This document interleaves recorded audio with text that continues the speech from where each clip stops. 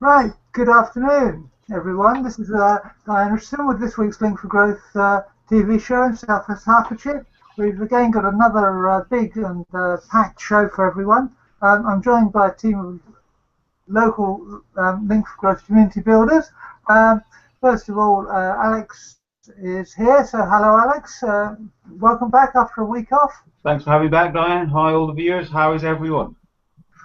Well, Yeah, I think we're all fine, having spent a really riotous night last night at the Yellow Comedy evening, and we'll be reviewing that later as well, I'm sure. And Catherine, you're here getting your report on the Colour Run and other events that are happening in and around Watford. absolutely. Yeah, busy time for the Peace Hospice with their colour run. They've got a fete coming up as well. Also, their Starlight Walk.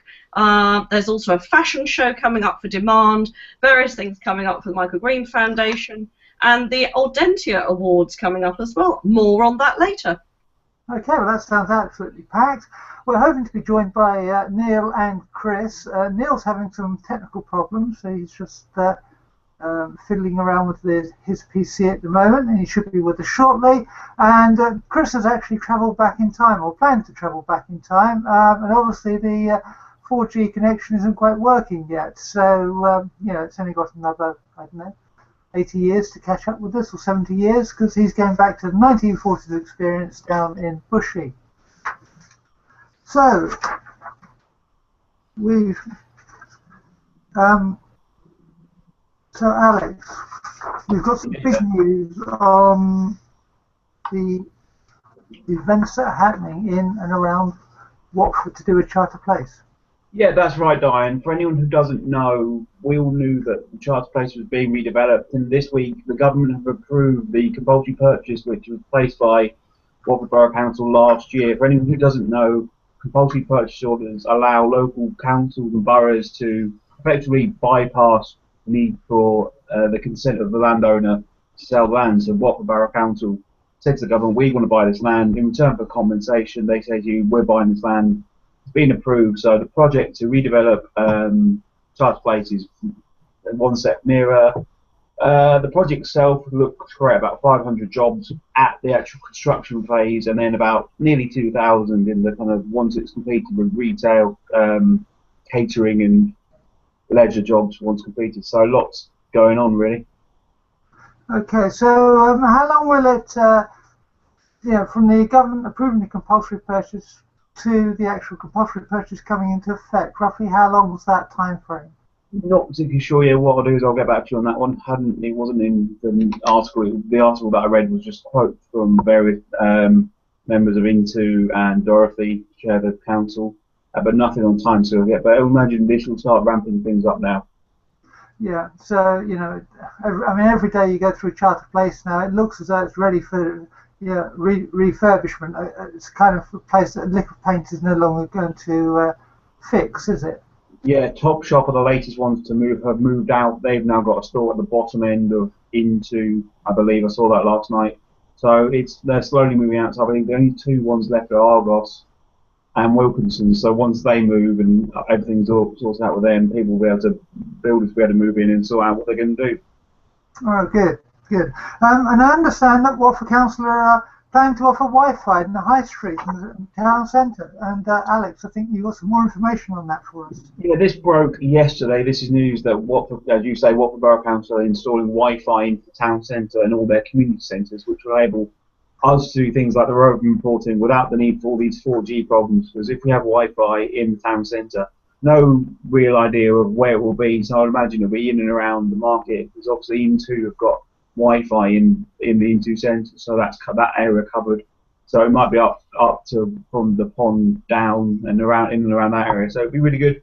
They're working with a company called In Technology Wi-Fi. They're going to bring free Wi-Fi into Watford by the end of the year. Okay, so do we know what parts of Watford that's going to offer? Is it just down the High Street and the parade? All the news has said in the press release said in online you can have online access in the town centre in local community centres. Oh, okay, so it's pretty vague. But Yeah, no, and they've also announced that sorry, Diane. Sorry, you carry on. I was about to say they've also announced they're going to create an app to keep up to date with local news in Watford, special events, local events, special offers, all those type of things. They're getting in line with mobile technology as well. It sounds very much like the Link for Growth calendar. Speaking of Wi-Fi, this man who just joined in might be doing it soon. Well, yes. Let's just very briefly say hello to Chris, who's just joined us. Chris, glad you can join us from the 1940s. Yeah. And it's going to rain. I think I've just felt a couple of spots of water, so it might be the wet 1940s as it happens. But anyhow, I'm down here. I've just had a chat with them, and we're going to go and do some wandering about. And we're lucky. We've got someone who's been involved with this since 1999 or 96 or 98, somewhere in the 90s anyway. So.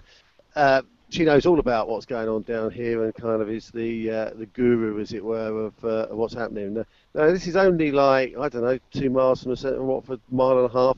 And I've lived in Watford all my life. I never even knew this place existed.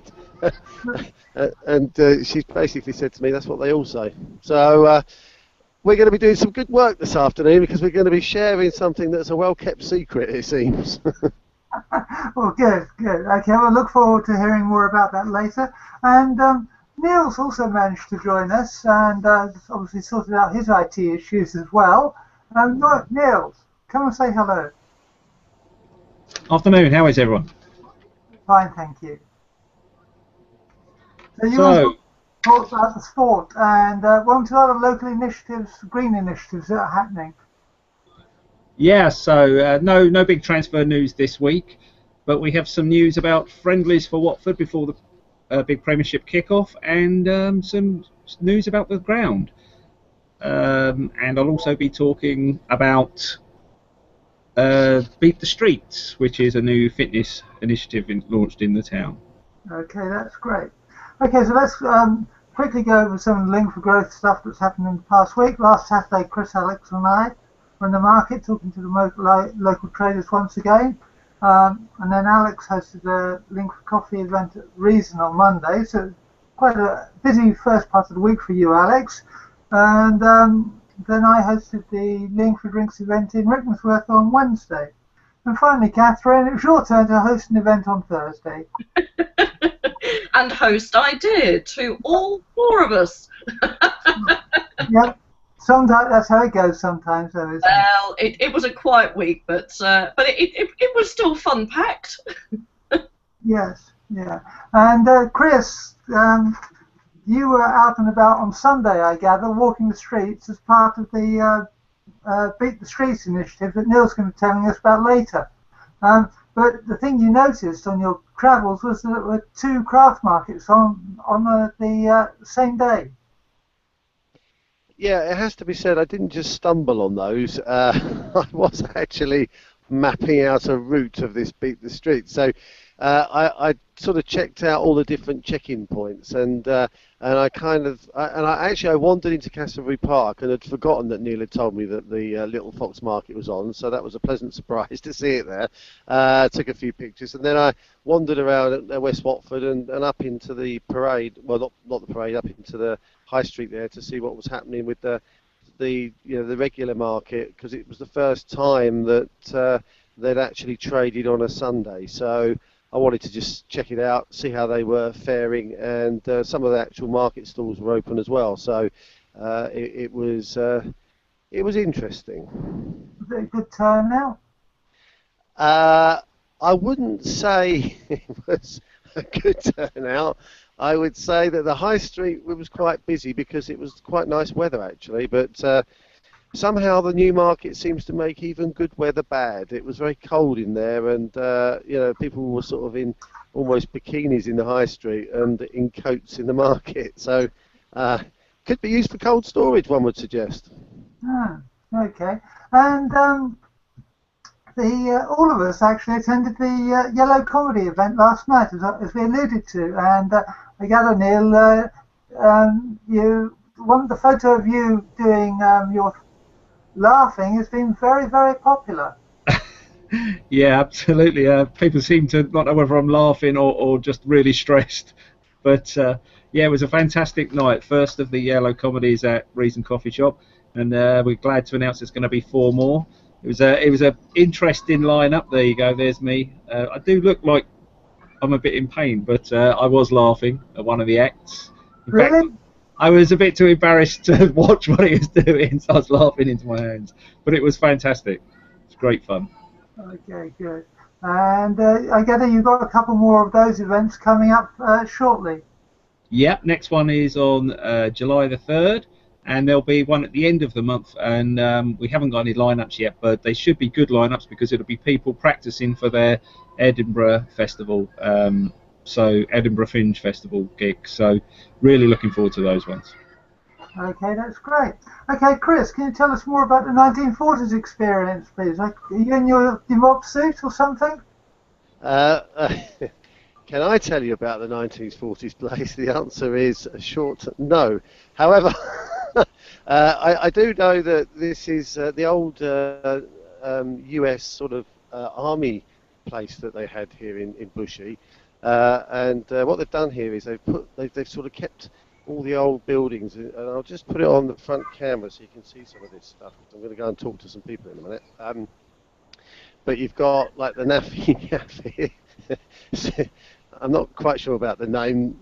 Neal, would you go with that one? Well, they're going with a theme, I guess. Yes. But anyway, I'm going to wander down here, and there's people here that can actually tell me a little bit more about what's going on here, because it's really good for the kids and the people who've been in the war and stuff before. So here we go. Now I'm going to be introduced to a few people. We've got Derek here. So hello, Derek. Hello there. Good evening. It's Rachel. Okay, so Rachel's been here since how long? Okay, so Rachel was here from kind of the beginning, I've been told, 1994, when this... well, what happened in 1994? Did they just say that, well, actually, we want to do something with this site? No, in 1994, the old site that was still here, the old residential centre, and kind of limped along until about the early 2000s. 2003 was when we underwent major development, and the new residential centre was Chris, built. And then can you hold the microphone a bit closer, please? we started to do children at war activities alongside our general activities for the residential. And 2006 we started into day visits for children at war too. Okay, so what year was that? You did the day visits for children? 2006. So basically, children from anywhere in the country can come here and experience what it would have been like back in those days. So they come as an evacuee, and obviously it's year 3 to year 6 is the most commonest year groups that come to experience the day. So what kind of things do you do with them? Well, they're greeted by a billeting officer, and then they're split into groups, and then a group will board a jeep if the group is small enough, and they'll visit up to the Blitz building to experience what it had been like during London with the air raid sounding and the smoke falling, and then they'll journey back to the museum where they see a collection of artifacts of all sorts of weaponry and rations and spy equipment, uniforms. One group will go to the 1940s house where they can see the scullery, the kitchen, the sitting room, the bedroom, the Morrison shelter, have a go at growing on clothes or helmets and other hats and play with games from the period. And one group will go to the Dig for Victory garden, see the kind of fruit and vegetables being grown, and have a go at the Anderson shelter if the siren sounds. Sounds like it's a whole load of fun. Now, can we go and see something? Can we go inside and see something? You can come inside and see the house for yourself. I'm pleased about that because it started to rain here, I have to tell you that. So anyway, we're going to go in now and have a look around.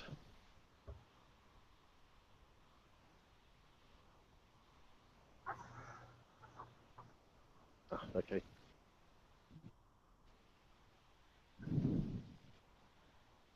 Chris, we've lost the signal. Okay, I can still hear you. Yeah, okay. We can just about see you. The signal keeps freezing. Okay, so Right. where are we now? So out the back is the scullery, where we've got the washing with your buckets of cold water or your hot water if you've managed to heat something up on the stove. You've got your scrubbing board, your soap, and then your mangle for drying out your clothes or wringing all the water out. Around the corner there are gas masks if you wish to have a look, and then inside to our right is the kitchen. The typical kitchen with your very small oven, no fridge, no freezer, no bread maker, no microwave. just a meat safe, which is a wooden box with metal grills to stop the flies from getting in to get your milk and your meat. And on the table we have a fake wedding cake. Had many a wedding was around during the war, what with the servicemen going off to fight. But had there been cakes being made of this dimension, a baker could have gone to prison or been fined. So you'd find that the cake was a fake cake made of cardboard and plaster. Underneath would have been the real cake that would have been actually serving the guests. Okay. Let's have a quick look at the things that you've got down here. Here we have the mangle. This is the end process of the washing before it is then hung up. Buckets of water, rubbing board in the corner. And round on our other side we have a general issue gas mask, Mickey Mouse gas mask, and we have the baby's gas mask down there, which couldn't have been too pleasant experience for child or mother who had to push the pushchair and pump the gas mask at the same time.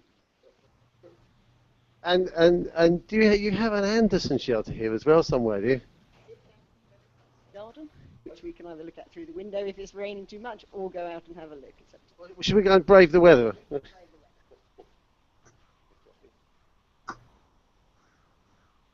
Oh, and here you've got sort of an old cutlery set on the table here, and oh, one of these. I've got one of these at home, I think.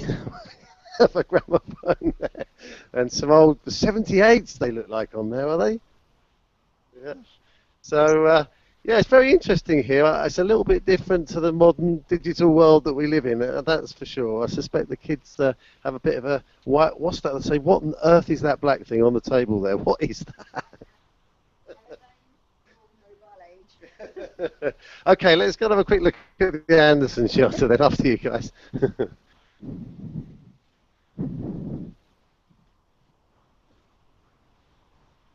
So how big is this place, Chris? You know, because it's very difficult to tell from the camera. So, I mean, is it sort of, you know, a place you could do in an hour, or do you need a couple of hours, or is it an all-day place to visit? I think if somebody comes here, they could well spend a day here. Would that a whole day here looking around? But as you can see now, we're in a green oasis again. There are Neal will be pleased with this. There's vegetables here and cabbages and lettuces and stuff. So this is what I suspect families of that 1940s would be doing. They'd be growing all sorts of stuff in their gardens. So, and this is it, is it? This is so camouflaged well. Here we have. Right, I'm going to bend down. I don't know whether you can see in there, can you? But I remember my granddad had one of these in his garden years and years and years ago. Can you see that back there? Yes, we can. Yeah, I mean it's clearly not luxury accommodation, but it's better than having a bomb on your head, I guess. So. Like you, my grandfather had one, but it was dug out the ground. He used it as his second garden shed after the war. Yeah, she was just saying her grandfather had one and used it as a garden shed after the war. So I bet the kids love this, don't they? They do. We just have to mind your head when you get in. But yeah, the siren will sound, and they'll have the experience of climbing in. And when they hear the all clear, they'll come out, and then they'll be putting out an imaginary fire caused by an incendiary bomb that's landed on the roof behind you. I'm over there. That's fascinating. It's a fascinating place down here, and to think this whole complex is just a mile away from the centre of town is quite unbelievable. So this bit here that we're in now, is there other sections of the 40 thing? The other sections are, we have a museum area which is in a different area from here, and then our Blitz building is further up by our woods, which is about a 2-minute walk. The Naffy Cafe is open on the Sundays when this place is actually open to the public rather than just for school visits.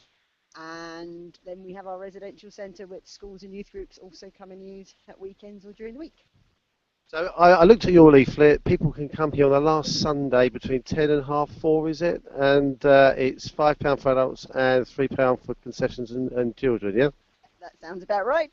I've done my homework. Did you hear that, Diane? I've done my homework. I think I got a grade A for that one.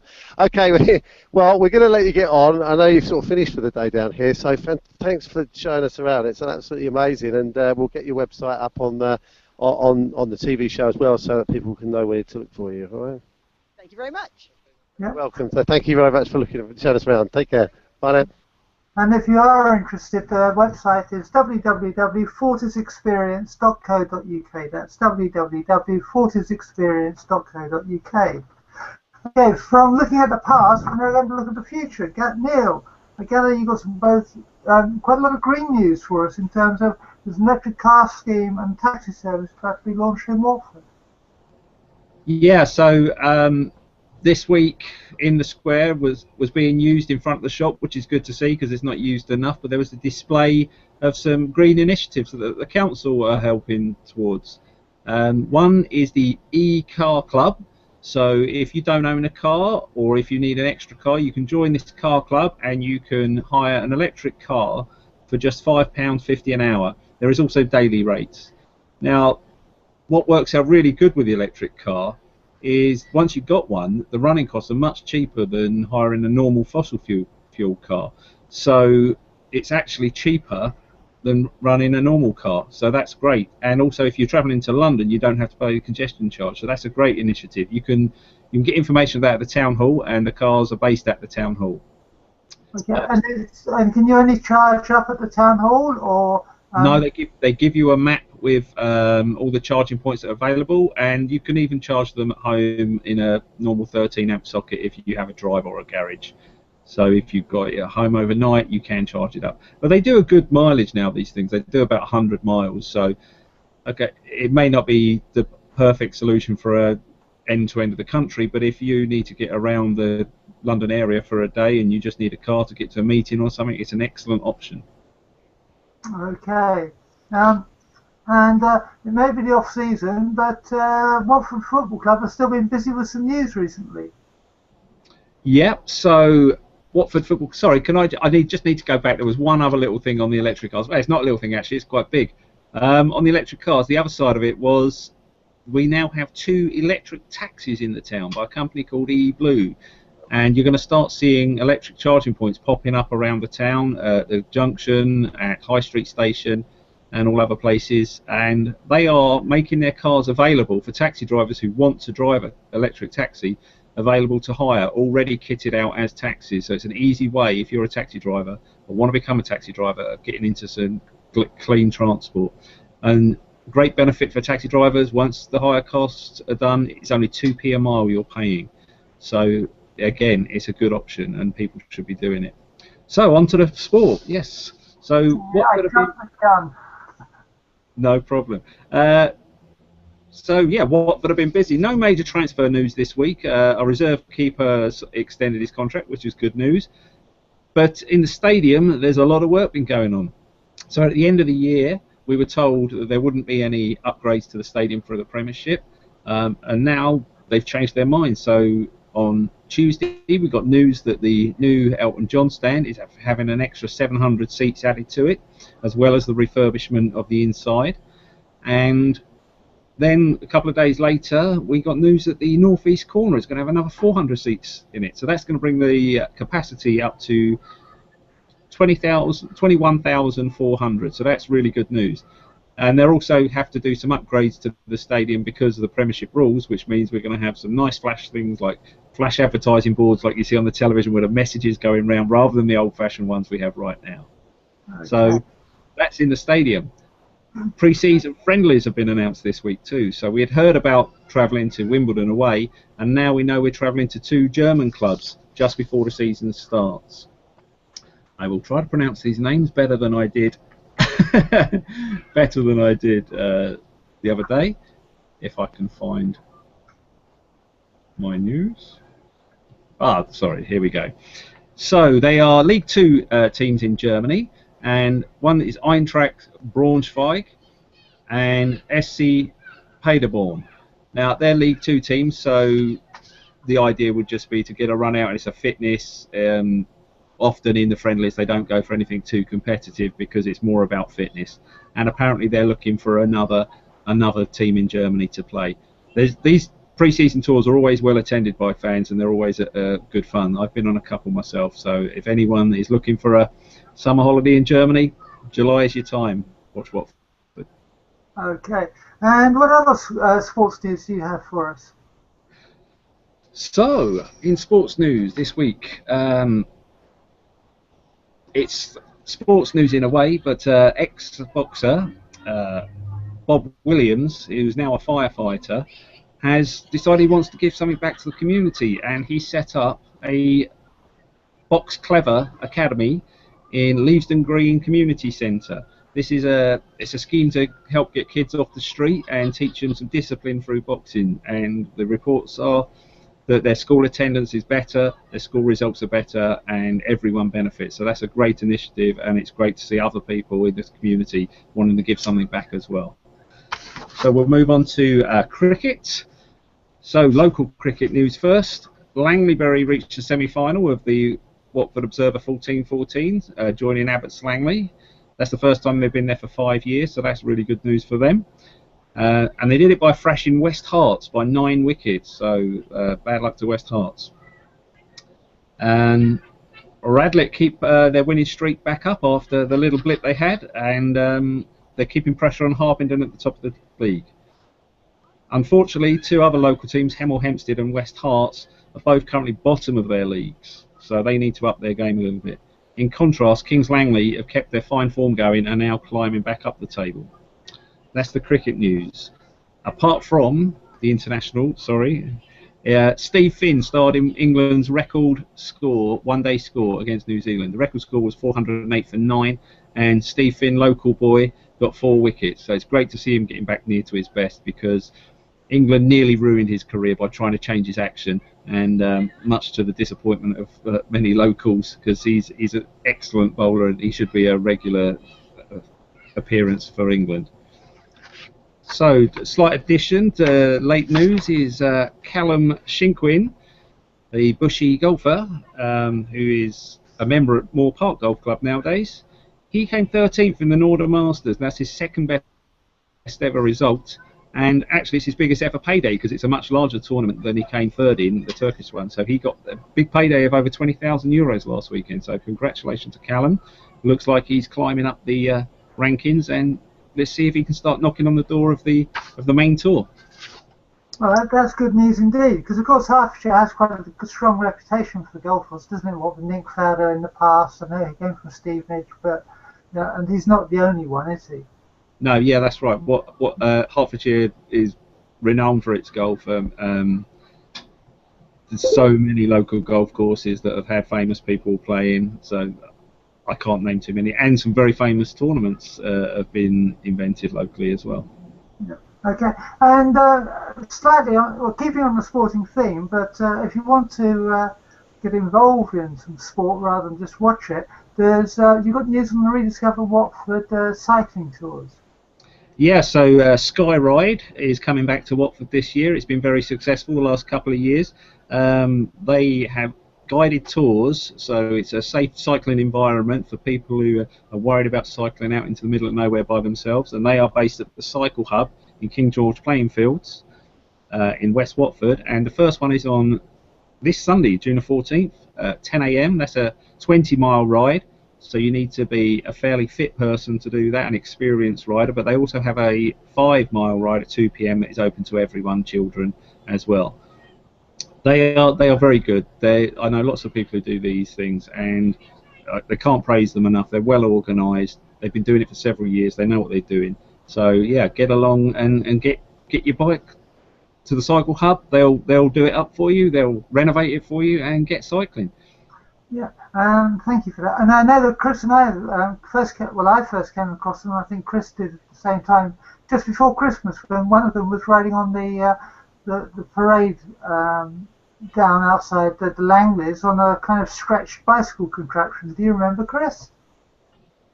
No, I don't remember that. You made a video. However, I do remember talking to some ladies from the charity who I think are based out of there, the Cycle Hub, and we actually did a Google Glass video of them, an impromptu video. I think you knew them and just introduced us, so I thought, well, whip the glasses out and do the video straight away. Why not?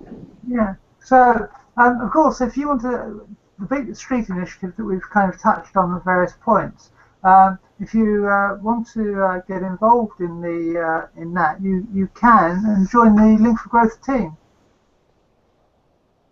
Yeah, you can do that. Have you talked about that yet? Because that's coming up a bit later, isn't it?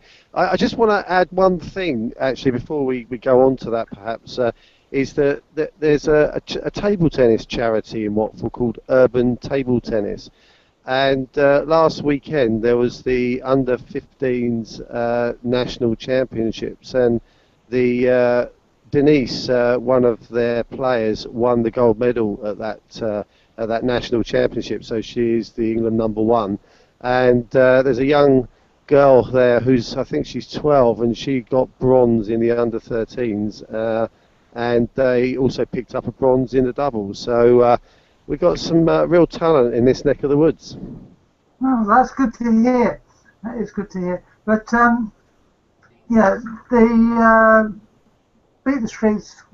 This is when we're supposed to be talking about it. We've had to shuffle around at the beginning. I'll take that then. So so Beat the Streets is a great initiative that's at Hemel, Stevenage and Watford, and it's just to try to encourage people to get out and walk and cycle more and just go that little bit extra distance by adding some fun to it and making it into a bit of a game. So you can collect an Oyster card type thing like this from your libraries or your doctors, or I have them in the Reason coffee shop. You register them online and you join a team, hopefully Link for Growth's team, and you will see these boxes on lampposts near hospitals, schools, doctors, and just dotted around. And you tap them like an Oyster card and you get points for how far you've managed to travel. So it's to encourage people just to walk that little bit further to the next lamppost or cycle a little bit further. And it's a great initiative, just trying to get people more active and turning it into a game. Okay, so how do you join a team then, Chris, like Link for Growth?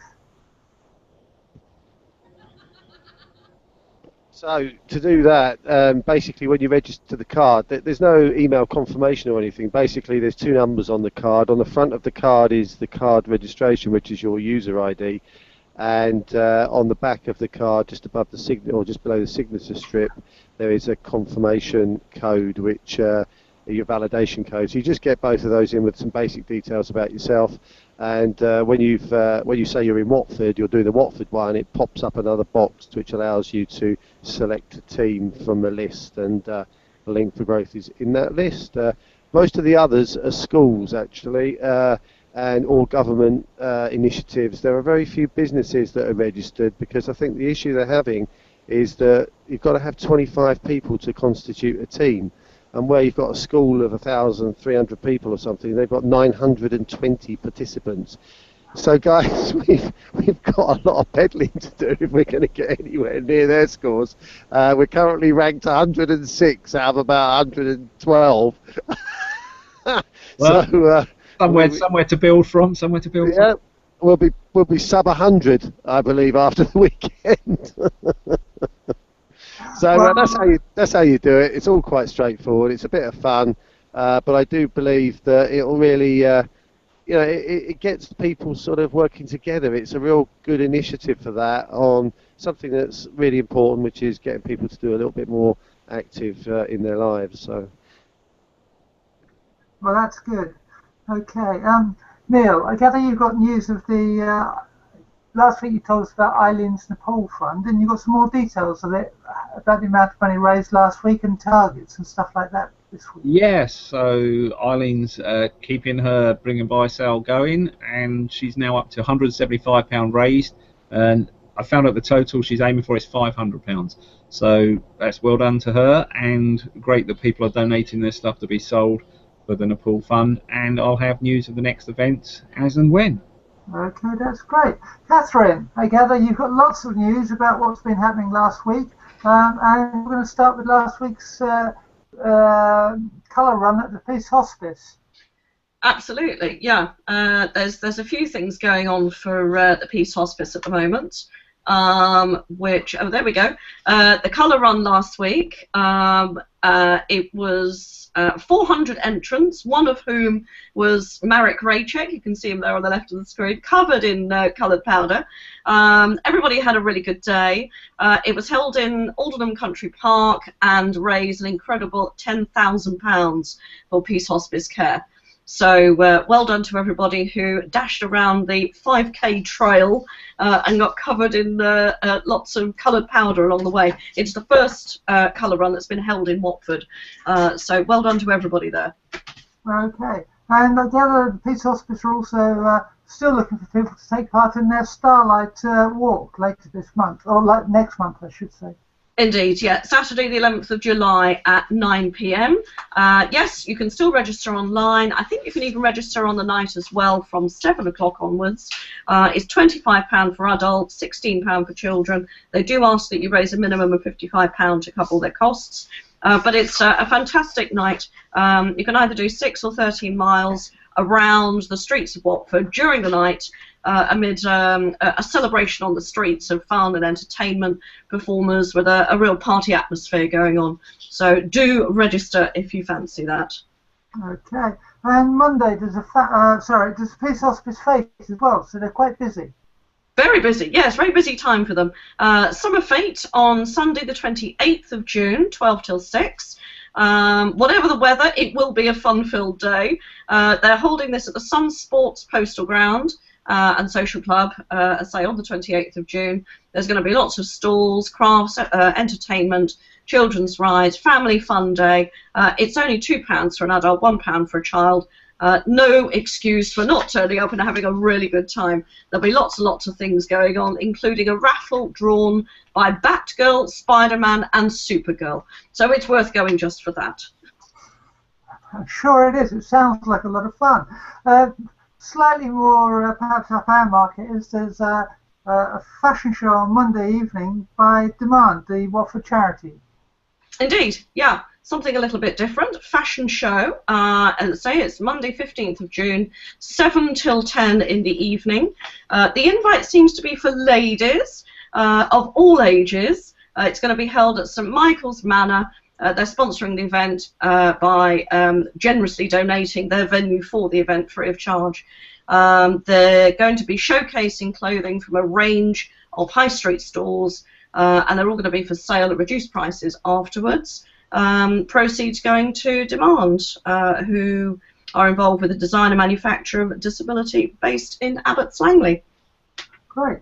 And coming on to the Michael Green Foundation, I gather Marek is still looking for sponsorship and has got the 50k run coming up shortly, surely. Absolutely, absolutely. Yep, still looking for sponsorship. He now has a paper sponsor form, so beware, he could be creeping up on you any second, waving his paper sponsor form in hand. Give him lots of money, basically. He's going to be running 50k along the Grand Union Canal. It starts at Maida Vale. He's finishing in Canterbury Park after his 50k. There are those mad people who are running the 100k all the way up to Tring and beyond. But it's a fantastic thing to do, and my goodness, he'll have to train for it. There's other things coming up. He probably is, because he's a mad keen runner, isn't he? I don't think he's ever not training, so he should be fine.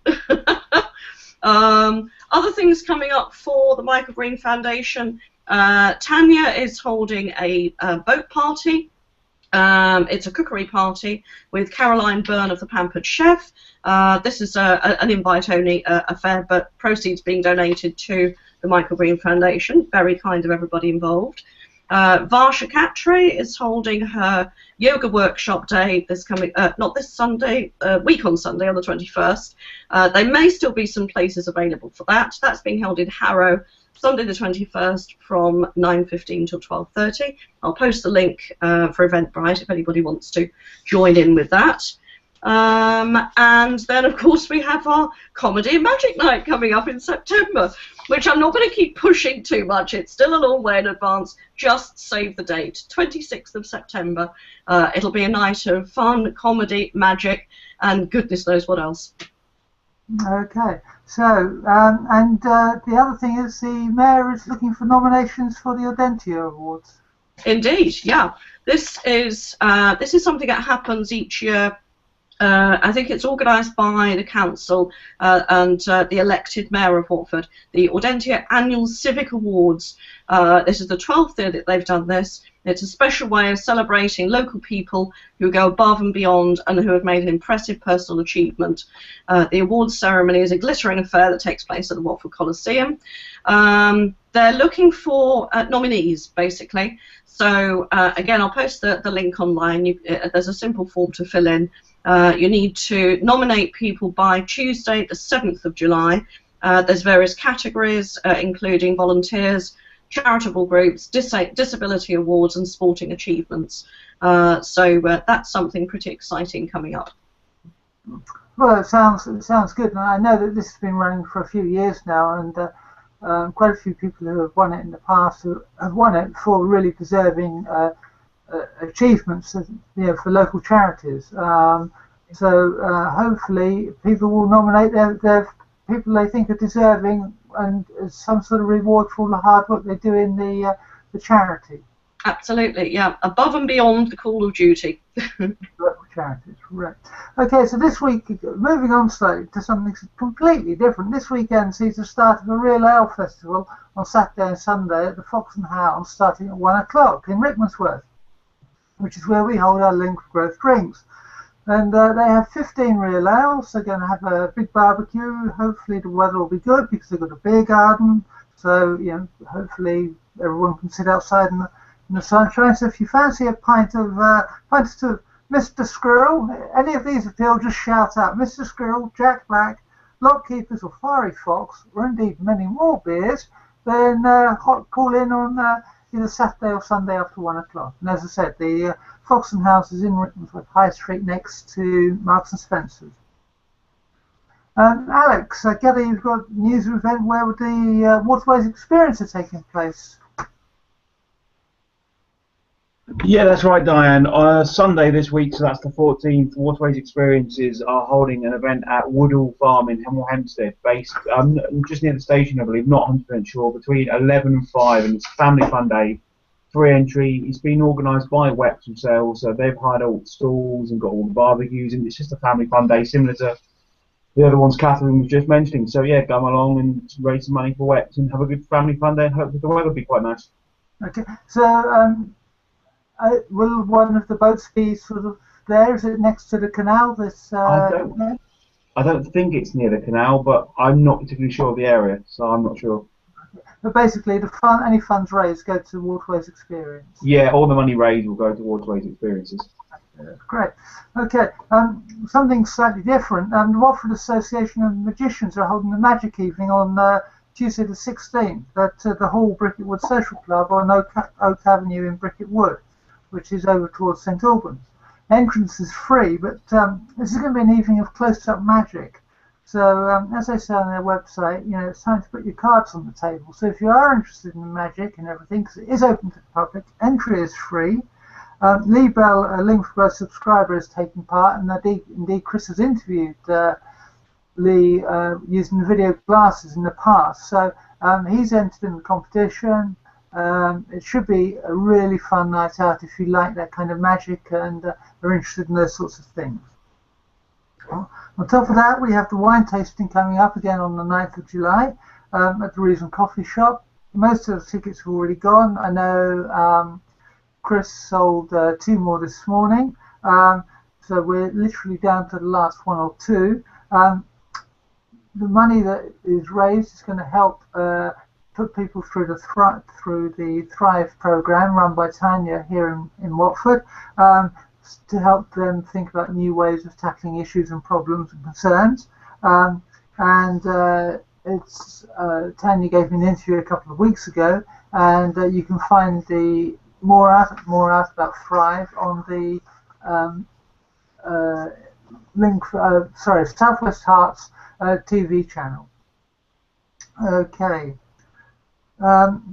Tickets for the wine tasting are £25, but it's usually a good event, and we've held something similar in the past, and it's usually a fantastic evening. Catherine, before I talk about the photo competition, you need to talk about the St Albans Business Festival. Indeed, yes, organised by St Albans Chamber of Commerce. It's a week starting from the 22nd of June through to the 26th of June. It's a week with a programme of activities in various locations, in various schools and Westminster Lodge, the Alban Arena, and other locations besides. It's a chance for networking, a chance for getting in contact with other professional services. Business bars are having an event with Radio Verulam on the Thursday, and it culminates on the Friday with a barbecue lunch. You need to go online to register. Some of the events you need to book for. I think some of them do carry a payment of some sort, but it looks like a really interesting festival to get involved with. So I'll post more details about that as well. Okay, and again, you've also got news about Watford Live. Yeah, loads of things going on in and around Watford. It's a full programme that goes on throughout the whole of June. Watford Live have teamed up with Imagine to produce a combined festival this year. Coming up this week, there's various things going on at Watford Museum. There's a special exhibition going on from Holyrood School. There's a Stitch in Time going on at the LP Cafe. There's an Art Resource Centre annual exhibition going on at the Pump House. Watford Philharmonic are at Watford Coliseum. And there's various other things going on as well. There's almost something on every day. There is something on every day at lots of different locations all around Watford. So it's something to look out for. There's bound to be something happening near you. Okay, and I gather you got news of Croxley Revels event or fair coming up? Yeah, absolutely. It's the village fete, basically. It's their annual celebration of midsummer with local organisations, clubs, societies, local businesses getting together. There'll be stalls, there'll be sideshows, activities, fun for all the family. It's on Saturday, the 20th of June at 1:30 till 5 on Croxley Green. You can't miss it. Okay, so it sounds like a great opportunity to take some photographs. Absolutely. And just a quick reminder, there is a national photo competition going on at the moment, so people from Watford can enter by posting a photograph of a flower or a tree or a plant or a shrub in an urban setting, because what we're looking for is those bits of interest and greenery amongst the concrete jungle. And you can enter by just posting a photograph onto any Link for Growth website or community page or Google Plus page with the hashtag L4G photo 2015, and we will find it. Mm-hmm.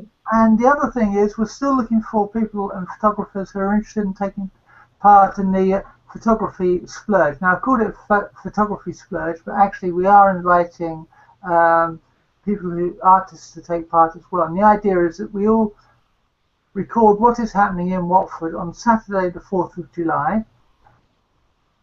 People need to register beforehand their interests so that we can then work out which area people are going to do and cover.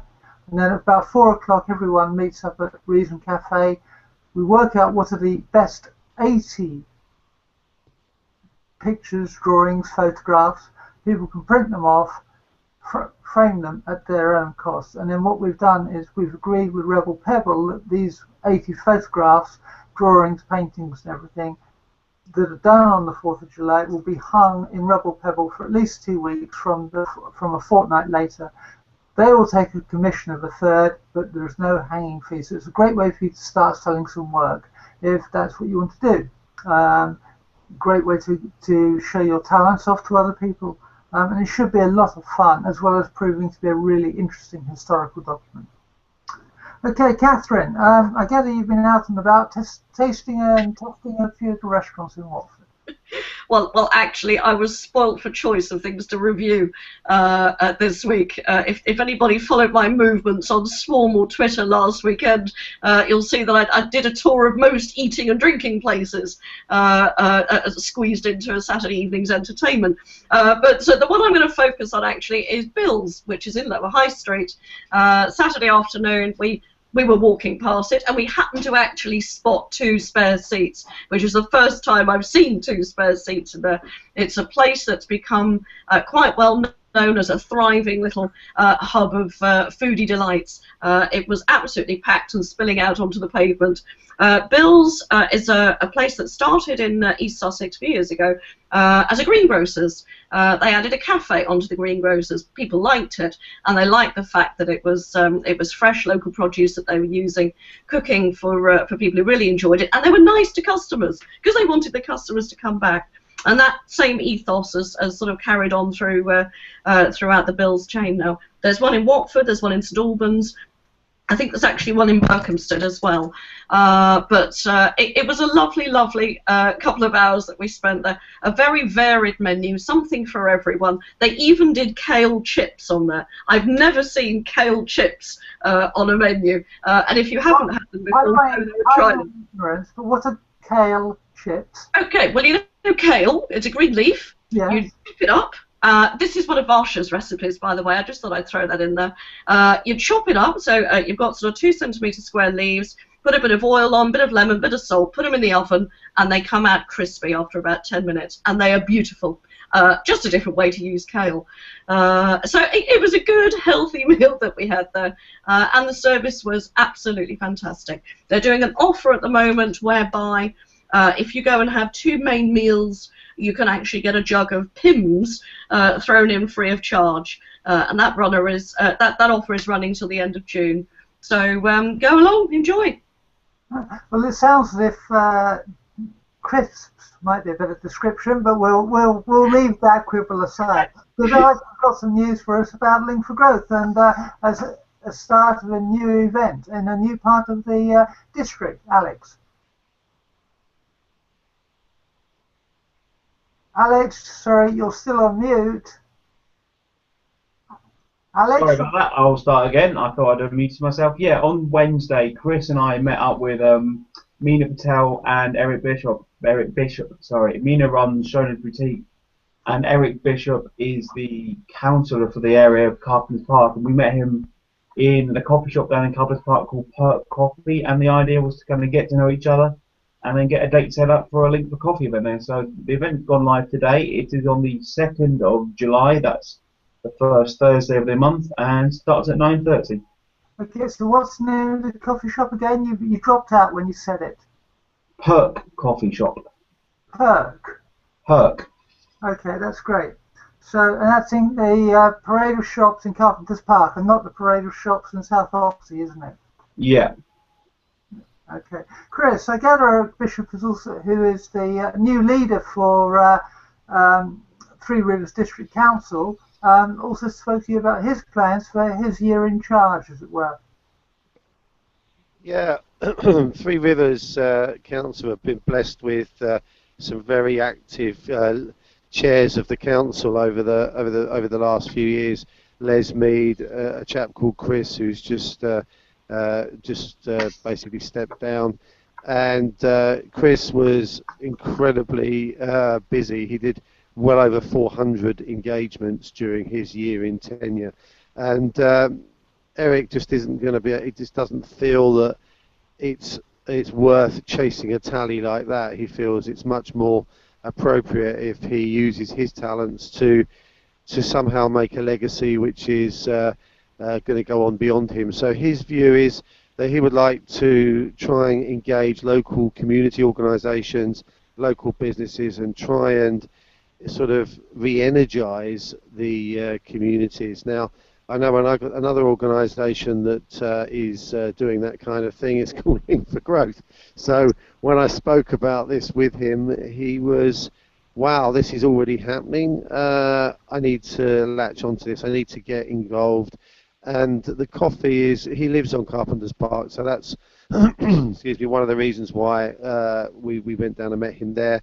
So does Meena Patel. She lives on Carpenter's Park, and he's going to involve other councillors around him because he knows that if he gets the buy-in from all of the councillors, that this is going to really make this happen for him in the year he's in charge. So it's a real strong ally there, and it's going to enable us to really sort of sort, I think, the Three Rivers district, which is Rickmansworth and all the way around South Oxley and Oxley and Carpenter's Park. So really exciting development, and it was good that Alex was there because Alex is going to be picking that up with him, and it's all gonna kick off down there, I reckon.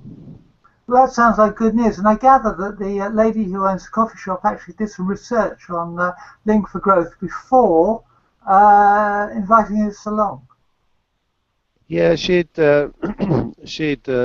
caught sight of a tweet that we'd been in OB Coffee Company, and then she started looking at some of the other coffee shops, and I've no doubt she checked out Reason as well. She started about the same time. She was unaware of the kitchen in Croxley, but she vowed to go and check them out as well. But she found Link for Growth, and then the next day when Mina wandered in and mentioned that we might start a Link for Growth event there, she said, "Oh, I've just been reading up about you." So it was very opportune, and it all sort of coming together nicely, really.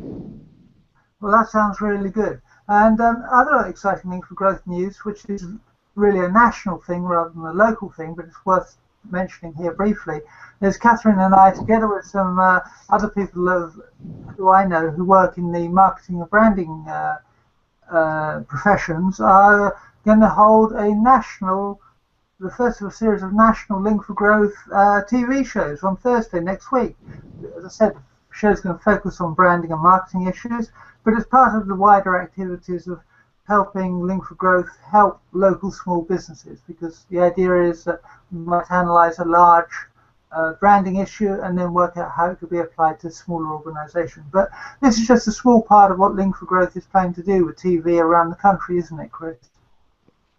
Yeah, it's the first of a number of initiatives that we're trying to get established this month, really, which is there's one involving Neal, who's on the show here, regarding sustainability. There's going to be a health-related one. We're already running a finance one. One on technology is going to be there as well, and obviously a Link for Growth channel as well. We can talk and share information about what's happening in Link for Growth nationally. So these are all at this moment in time going to be run from a sort of central portal where people can get to basically watch them from a national perspective, with participation and engagement from right around the country, but in fullness of time, of course, and actually as a direct result of what you've been doing here, we're all looking after different parts of what's going on in the community, and in time they will all have their own channels as well, because there ought to be a charity channel. There's so much going on, as Catherine's gone through today, that this will warrant its own channel, its own hour a week, as will sustainability, as will education, as will health, as will technology. So all these things will be filtered down in time, and we can then do those shows locally and then roll them all up into the national platform as well. So all good stuff, really. Okay, and as usual, we have a busy week ahead for Link for Growth. There's an event tonight where it's a fish and chip event, which is, I think, already kind of tickets are closed and bookings are closed for that event, aren't they, as I understand it. But we then got you and Alex are going to be at the market tomorrow morning, I gather, at 10 o'clock? I'll be there. Oh, Alex has given the as thumbs well, Alex. I'll be there as well. Good, okay. And on Monday we've got Link for Coffee at Ocean Bells, and I'll be hosting that one because neither of you two are available. Alex has got some poor excuse to do with exams. Yeah, the last exam, so with permission I say that takes priority. Yeah. Good luck with your exam, Alex. Thanks, Catherine. But on Tuesday you're returning to host the event at the kitchen, I gather. Yeah, there'll be no hangover, won't be out Monday night. I take my duties quite seriously. I'll leave the drinking until Tuesday and Wednesday. Oh, not Wednesday actually, but yeah. Kitchen at Croxley, really good event, great lemon drizzle cake. Linda, really keen on what Link for Growth is doing, similar to what Neal and Kerry is doing at Perk, really promoting Link for Growth. So yeah, come along if you're free in Croxley, 10 o'clock. Okay, and then Thursday we've got Link for Drinks, but it's starting at 6 o'clock. But due to the refurbishment of our regular venue, the Moon's Pub on the High Street, this time we're moving up the road to the Columbia Press, or the Lloyd's No. 1 bar, as some people know it, for this one-off Link for Drinks. So that's starting on 6 o'clock on Thursday. And then Sunday week. Sorry, Diane, can I just jump in? Yeah. Do we have an area where we generally sit so people can come and find us? Because if, you know, we have a certain area in Moons. We found an area that we're going to sit in, or?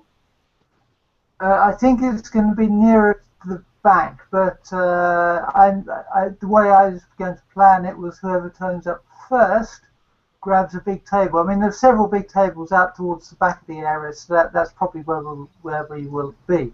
Yes, I think the quieter areas at the back. So from our experience of being there, when it gets later on in the evening, it can get quite noisy at the front. So back is quieter for chat and conversation. It's not linked for drinks again, is it? Oh no. Yeah, Chris, another opportunity to photograph the pond. Sorry?